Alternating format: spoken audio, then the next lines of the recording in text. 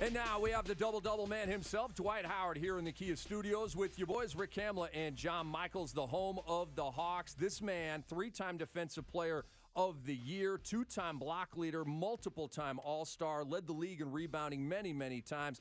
Dwight Howard is here. Also, Nancy F. Johnson is here. She is the president and CEO of the Urban League of Greater Atlanta. And Dwight, you are about to get the Spirit of the League Champion Award for your endeavors with the Urban League of Greater Atlanta, and obviously in conjunction with your foundation, the D12 Foundation. So how excited are you about this? Excited. I'm just very happy to receive this award. It's a great honor, and it means so much to me to be able to come home and receive this award. You know, I've always wanted to play for my hometown team, but also help build a community. So this is a great feeling.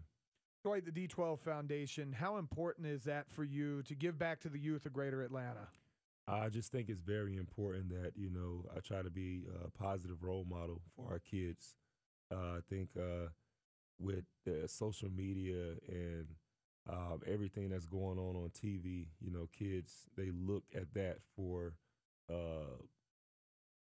people to be their role model. And a lot of time the stuff that they see on social media and on TV is negative, you know, so I want to try to be that positive person in their life and by doing whatever I can in the community.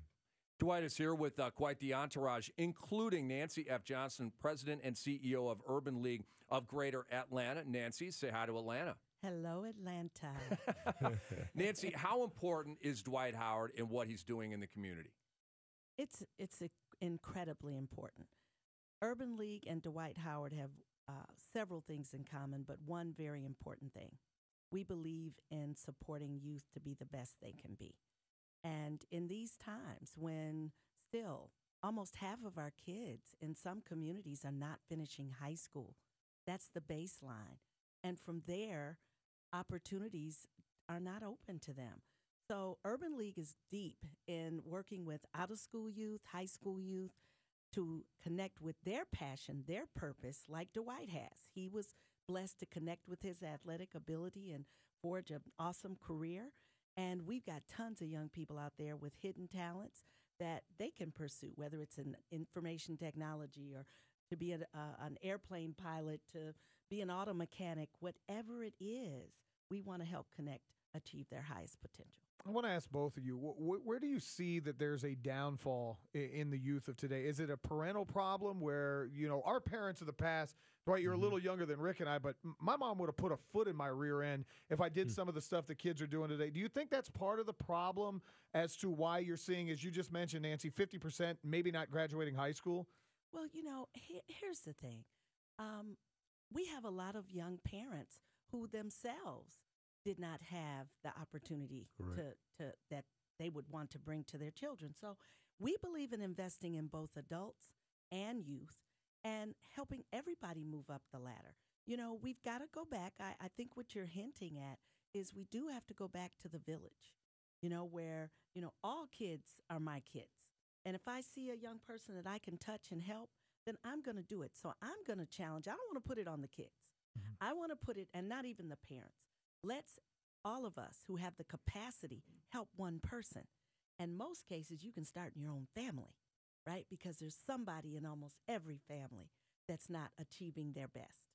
Yeah, I love it. I think it's just important that, you know, a lot of times we just look at the kids, you know, instead of looking at where they came from, their surroundings, and how their parents were raised. And that's one thing that I started to do as I got older, is to see how my dad was raised, you know, and what made him tick. And that showed me, you know, why he did what he did with me. So I think it's important that, you know, we start with the parents. You know, we can't always blame the kids. The kids are only doing what they see on TV, what they hear on the radio, and the stuff that they follow on social media. So they're just following the trend.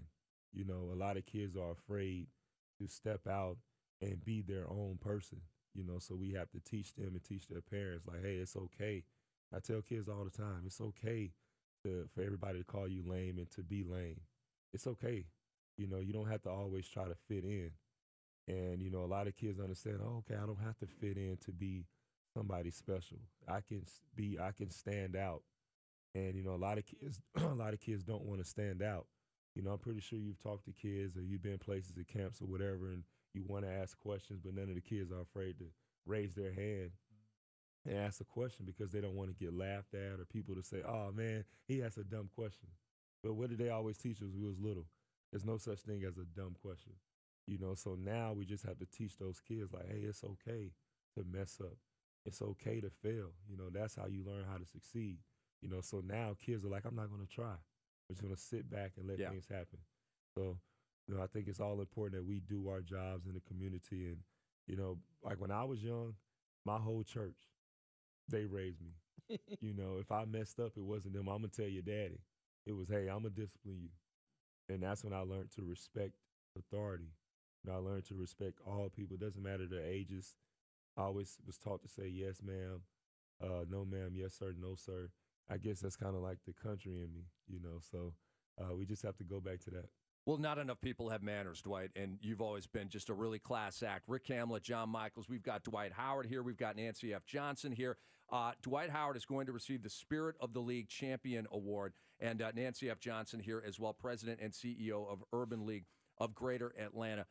Dwight, I think the philosophy that you just gave us, the messaging that you just gave us is crucial because I think a lot of kids get down on themselves if they're different. Maybe they're kind of nerdy, right? They're not athletic. They're really, really smart. And, of course, seventh graders, ninth graders, it's all about being cool, and it's all about making baskets and scoring touchdowns and picking up girls and all this kind of stuff. And some kids are different. And I think some of these kids may really get down on themselves and have low self-esteem because they're not the star football player or strapped like Dwight Howard running and dunking up and down the court. I think it's crucial for kids to hear that and know that you're okay. You can be a nerd. You can be a math whiz. You can play the clarinet, right, and still be a great human being. That is true. Now, see, when we were little, I know everybody remembers this. When we was little, everybody used to tell us, you can be whatever you want to be. And as we got older, every time we would say we want to be this or that, somebody would always say, nah, you can't do this because you don't have this and you don't have that. So a lot of the kids, they started to get down on themselves. But I used to always tell myself I can be whatever I want to be. If I want to be a basketball player, I'm going to be a basketball player. And that's what I stuck to. I didn't let nobody. I had tons of people telling me I wasn't going to make it to the NBA. I was too skinny. My school was too small. I just lived in the wrong neighborhood. So all those odds were against me because even people, my family, close friends, my neighbors, why are you training so hard? Why are you running this hill? Why are you playing basketball while everybody sleep? Like, why are you doing this? You're not going to make it. So instead of me saying, you know what, these people are right, I said, you know what, I'm going to show them.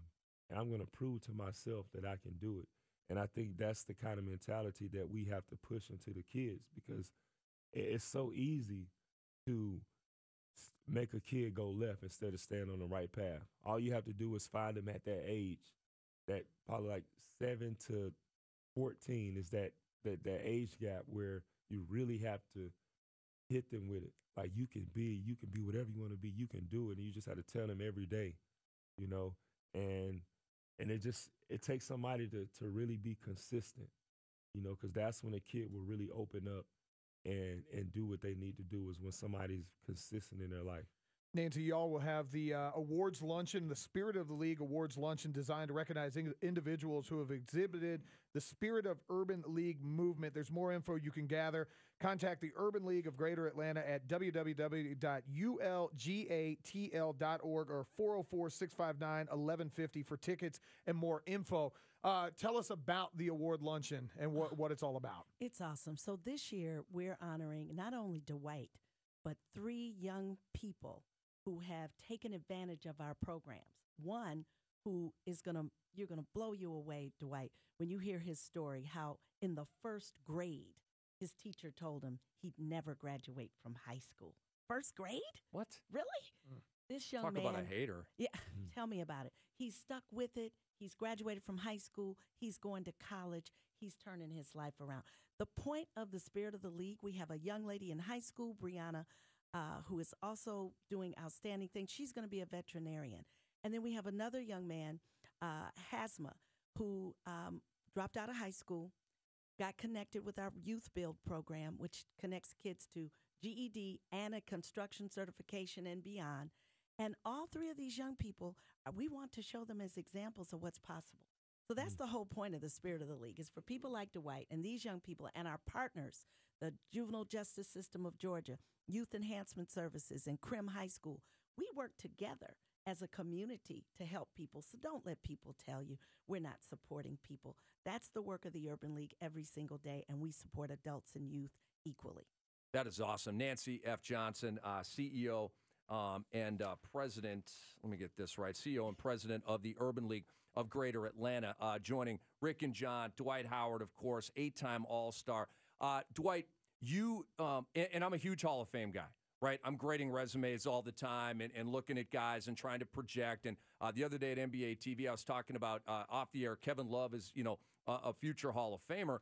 And I got people were like, what? They were sinking my battleship. I'm like, check the stats, man. He's at 10,500 points at 28. I like his chances. Because to me, you get to 20,000 points, you're basically a Hall of Famer. Mitch Richmond, guys like that.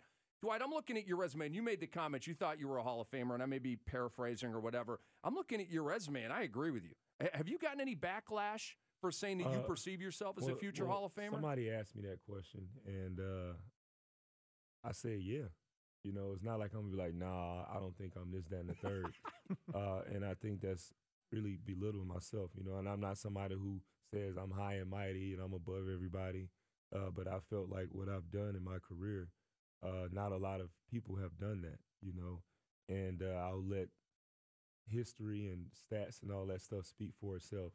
But I'm still playing. I think I got a lot of years left in me. So I'll let you and the other guys do the talking. But I think Kevin Love, when he's done, Chris Bosh, I think he's a Hall of Famer now. Me too. And a lot of people are saying, why Chris Bosh? He hasn't played the same since he was here. And I'm like, doesn't matter if he played the same since he was here. Look at his resume and what he's done for the game and, how he came into the league and just everything. I'm a big advocate of Chris Bosh and his game. You really working on a three this year? Because we saw the TV cut, and I was like, really? Dwight's going to drift to the three-point line? When I did that, they just kind of took that and said, okay, he's just going to shoot threes. But I don't think in order for me to play as long as I want to play, I have to grow as a player. I have to expand. And it's like we talked about when we were just talking about kids. Don't let nobody tell you can't do something, So I practice it every day. I've been in the gym, making sure I'm losing weight, because I don't want to be this big, stiff guy. You look great, Dwight. So, I've been working on a lot of different things that are going to get me ready for next season because I really want this team, to compete with the Golden States and the Cleveland Cavaliers and have an opportunity to win a championship. And that's one of the things that is very important to me is winning a championship. I watched the Falcons get close. The Braves, I saw them win with Fred McGriff back in the day and all those guys. And I'm like, man, what if the Hawks won a championship and how big that would be just for the city, So every day I train, that's what's always in my head. So, Dwight, we're out of time here, but what are you down 10 to 15? Have you leaned out? I've lost, so far, I lost 14 pounds. It's big time. In, 2.5, 3 weeks? I love it. It's going to be moving better on the court next year. Yes, Dwight, sir. have a great offseason. Can't thank you enough, and congratulations on the award. Much. Nancy, a pleasure to meet you. Thank you so much for having us. And again, more information, ulgatl.org or 404-659-1150. We'll take a break. We'll come back. We'll read Between the Lines with Mo next on Sports Radio 92.9 The Game. Sports